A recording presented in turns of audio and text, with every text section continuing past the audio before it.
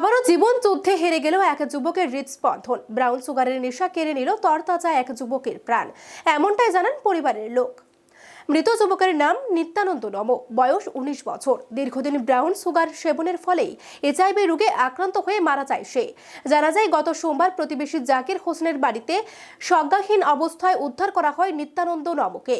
তাকে প্রথমে নিয়ে আসা হয় বিশালগড় হাসপাতালে, সেখান থেকে হাপানিয়া এবং শেষে জিবি হাসপাতালে স্থানান্তর করা হয়। কিন্তু বৃহস্পতিবার সকালে জিবিতে মৃত্যুর কোলে ঢলে পড়ে নিত্যানন্দ। আমার ছেলে মনে করেন যে আমি কাজও গেছিলাম সকালে 5টার সময় কাজ করতেছি, তো দুপুর 2টা 3টা বাজে।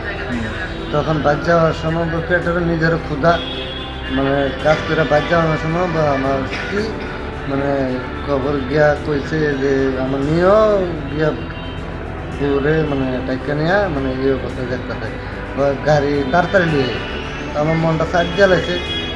তো বাইক আমার খোলা আছে, বাইক যেয়ে দিয়ে যে বাইক নেই, তো দৌড়ে গেলাম জায়গাটা তারা বাড়ির দিকে আছে, গিয়া দেখলাম মানে এই খাটের উপর অজ্ঞান অবস্থা। এটা কি বাড়ির মধ্যে? না, বাড়ি থেকে একটু নেছে, মানে 2-3টা বাড়ি পরে এই বাইক গিয়ে অজ্ঞান অবস্থা করে সে দাঁত মুখ চালিয়েছে। তারপর আপনারা মানে হাসপাতালে কোন সময় যান?